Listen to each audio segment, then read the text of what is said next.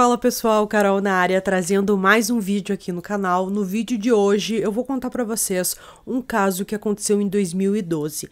Esse é um caso muito chocante, primeiro, como o crime aconteceu, é claro, é algo que choca muito, mas em segundo lugar, o que chamou muito a atenção nesse caso foi quando a polícia revelou quem era o assassino e as pessoas não acreditaram.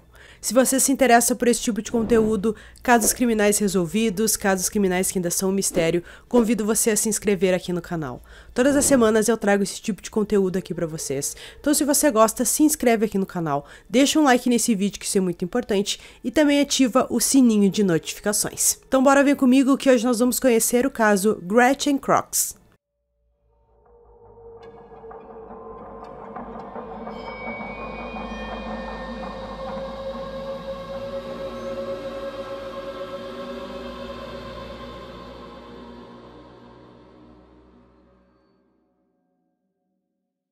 Gretchen Crooks era uma mulher de 37 anos que morava em uma casa rural na Camel Avenue, em Osage, Iowa. Na casa também moravam seu marido, chamado William, e o filho deles, de 13 anos, Noah.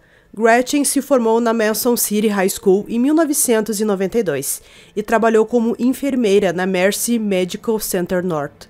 Em 2005, ela viajou para a costa do Golfo para ajudar pacientes que foram deslocados pelo furacão Katrina e pelo furacão Rita.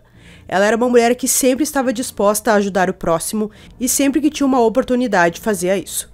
Em seu local de trabalho, Gretchen era conhecida como uma mulher que sempre tinha um sorriso no rosto. Ela sempre distribuía compaixão e bondade, tornando-a perfeita para o seu papel de enfermeira. Ela tinha uma grande variedade de habilidades que lhe permitiram trabalhar em cuidados intensivos, recuperação cardiovascular, pronto-socorro, áreas de internação e ambulatório. Ela amava muito o que fazia. Gretchen se formou na faculdade de enfermagem na Universidade de Iowa. Em 2012, ela estava cursando o mestrado em administração de enfermagem. Por volta das 7h30 do dia 24 de março de 2012, a polícia de Osage recebeu um telefonema extremamente perturbador e incomum. Do outro lado da linha estava Noah Crooks, e ele estava bem calmo. Ele disse: "Acabei de atirar na minha mãe." Depois de um silêncio, ele continuou: "Eu não estou brincando, ela está morta.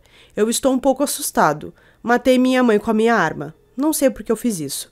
Ele repetiu essa afirmação várias vezes, antes de comentar: "Tentei abusar dela sexualmente, mas não consegui." Noah então se desculpou por suas ações, dizendo à operadora: "Diga a eles que minha arma está vazia. Eu só queria que tudo isso fosse um sonho para que eu pudesse acordar e poder beijá-la novamente."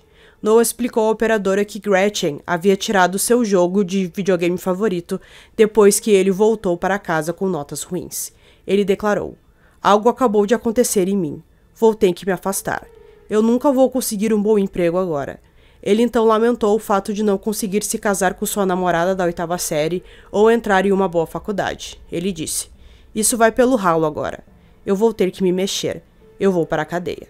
A operadora disse que os policiais estavam indo para sua casa e ele respondeu: "Eles não vão atirar em mim, vão?" Enquanto Noah esperava que eles chegassem, ele mandou uma mensagem para seu pai expressando remorso pelo tiroteio. Ele escreveu: "Pai, aqui é o Noah. Eu matei mamãe acidentalmente. Eu me arrependo disso. Venha para casa agora, por favor."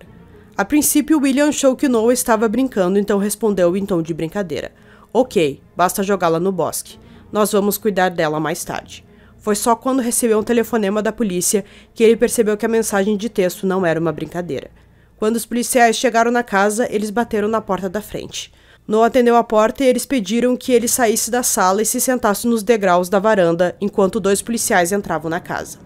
Quando os policiais entraram na casa, eles logo perceberam o corpo da Gretchen deitado em cima do sofá. Naquele momento, ela já tinha morrido. Eles também perceberam que o seu pijama estava aberto e ela estava nua na parte de baixo. A arma do crime, um rifle, foi encontrado na mesa da cozinha. Quando foi levado para a delegacia, Noah fez uma confissão detalhada de tudo o que aconteceu naquela noite.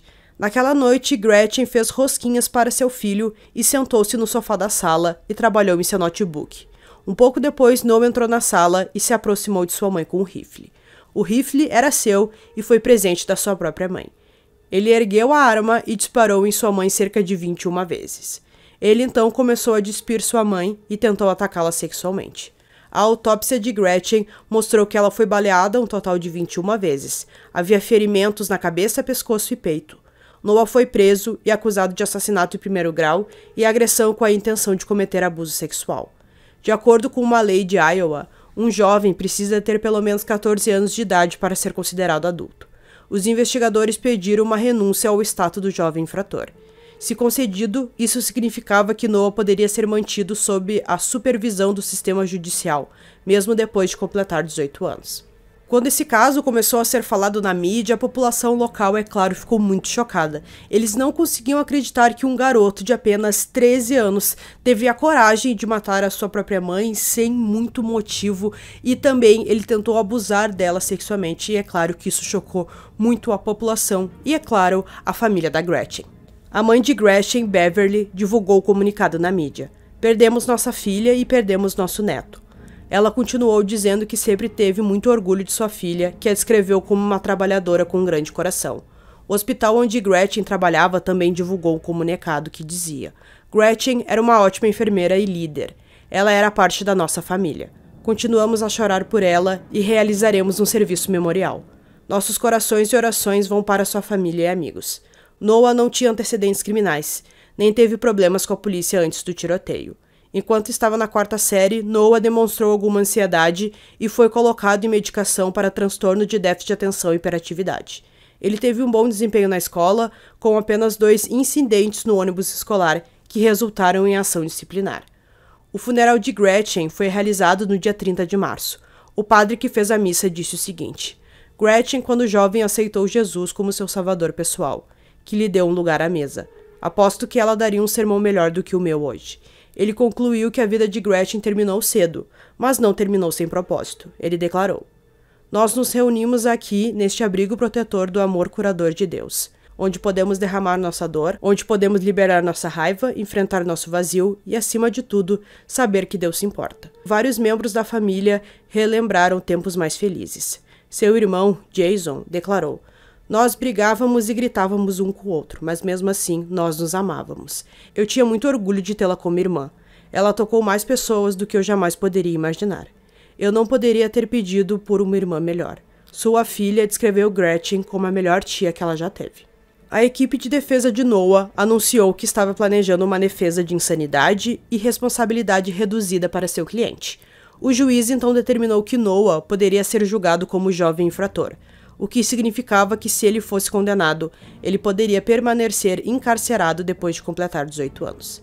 Ele revelou que as avaliações realizadas em Noah indicaram que ele não seria reabilitado quando completasse 18 anos. Eles descobriram que Noah era lógico, coerente e objetivo, antes, durante e depois do tiroteio. O Dr. Michael Taylor, um psiquiatra, entrevistou Noah e descobriu que suas ações eram parte integrante de traços de personalidade profundamente arraigados que estavam presentes há anos, apesar de sua relativa juventude, e continuarão presentes no futuro próximo. Ele então acrescentou: com um forte grau de certeza médica, posso afirmar que as perspectivas de reabilitar Noah Crocs antes de seu aniversário de 18 anos são nulas. Ele não tem nenhuma doença psiquiátrica que teve algum impacto em suas ações que possa ser tratada. A doutora Anna Slaughter, psicóloga, concordou com isso.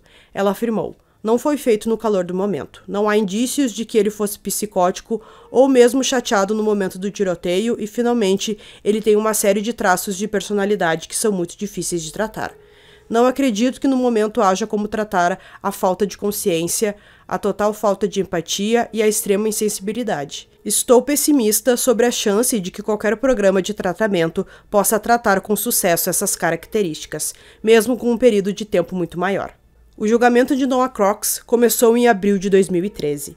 Durante as declarações de abertura, o advogado de defesa disse que Noah estava sofrendo de distúrbio explosivo intermitente, um distúrbio comportamental caracterizado por episódios repetitivos de comportamento impulsivo, agressivo ou violento.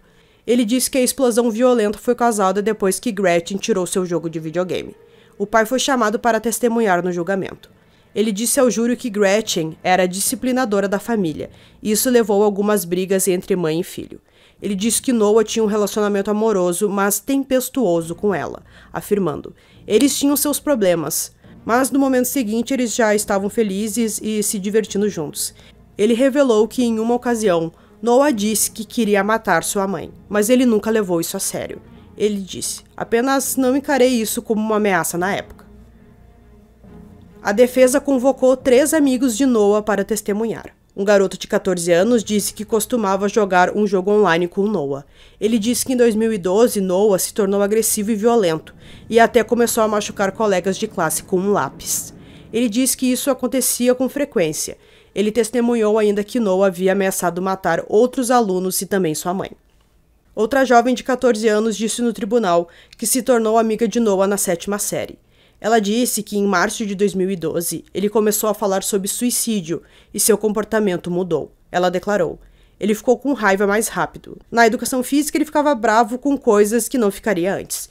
O júri então ouviu depoimentos de vários médicos. O Dr. Michael Taylor testemunhou que Noah não estava sofrendo de uma doença mental diagnosticável quando o tiroteio começou.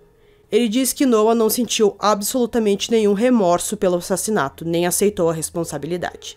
Ele declarou: Noah foi capaz de descrever com calma e sem qualquer mudança em seu comportamento, para mim, as horas em que ele decidiu atirar em sua mãe. Ele sentiu que não precisava mais dela. Sua avaliação foi apoiada pela doutora Anna Madison, que disse acreditar que Noah sabia distinguir o certo do errado. Ela afirmou acreditar que Noah sofria de um transtorno de conduta que envolvia um padrão repetitivo de comportamento em que os direitos básicos de outras pessoas são violados. Ela destacou o fato de que quando Noah ligou para a emergência, ele estava mais preocupado com o que ia acontecer com ele do que o que aconteceu com a sua mãe. Um outro médico que foi chamado pela defesa rebateu isso. Ele disse que Noah sofria de um distúrbio que resultava em períodos de raiva e violência. Ele testemunhou que Noah disse que sentiu uma ordem para pegar o rifle e atirar enquanto estava em um ataque de raiva. Ele afirmou: quando ele começou a atirar, ele simplesmente não conseguiu parar. Após a apresentação de todos os depoimentos, a promotora do caso se referiu a Noah como um assassino a sangue frio, que não era louco quando atirou e matou sua mãe. A última coisa que ela viu antes de morrer foi seu próprio filho levantando uma arma para ela e puxando o gatilho. Ele queria ver o rosto de sua mãe quando ela morresse. O advogado de defesa, por outro lado, se referiu a ele como um menino doente. Ele declarou: no passado deste menino, o bom senso diria que este é um menino muito doente. Ele teve a ideia de ter relações sexuais com a própria mãe. Depois de deliberar por mais de 17 horas, o júri retornou com o veredito. Eles consideraram Noah Crocs culpado da acusação menor de assassinato de 2º grau. O júri rejeitou suas alegações de insanidade, mas optou por um veredito menos severo. Noah foi condenado a até 50 anos de prisão. Até completar 18 anos, ele ficou na State Training School, em Eldora. Esse local fornece programas de supervisão e reabilitação que atendem às necessidades de delinquentes masculinos julgados. Depois que completou 18 anos, ele foi transferido para o Centro de Detenção Juvenil no norte de Iowa, que vai ficar lá por um tempo indefinido. Em maio de 2016, o advogado de Noah disse ao tribunal que qualquer confinamento ou liberdade condicional não poderia exercer 5 anos, enquanto a promotoria defendia uma sentença de prisão de 50 anos. Um tribunal distrital ouviu as declarações de impacto da família e o tribunal determinou que a liberdade condicional não era justificada. Noah Crocs foi condenado novamente a 50 anos de prisão sem um mínimo obrigatório. Na apelação, os advogados dele argumentaram que o tribunal abusou do seu poder. Então, pessoal, concluindo esse caso aqui para vocês, como a gente viu, foi um caso terrível e que não parecia que eles tiveram uma briga nem nada e que o garoto simplesmente pegou o seu rifle e atirou 21 vezes na mãe, e ele também tentou abusar dela sexualmente. Eu não sei se vocês já tinham visto um caso assim, eu já trouxe alguns pra vocês aqui em que filhos matam os pais e tal, mas eu nunca tinha visto isso de um filho tentar abusar sexualmente da sua mãe. Então acho que isso é o que mais choca nesse caso, porque parece que o garoto realmente tinha muitos problemas. Então espero que vocês tenham gostado desse vídeo. Esse foi mais um vídeo aqui no canal Durmam Bem e até o próximo.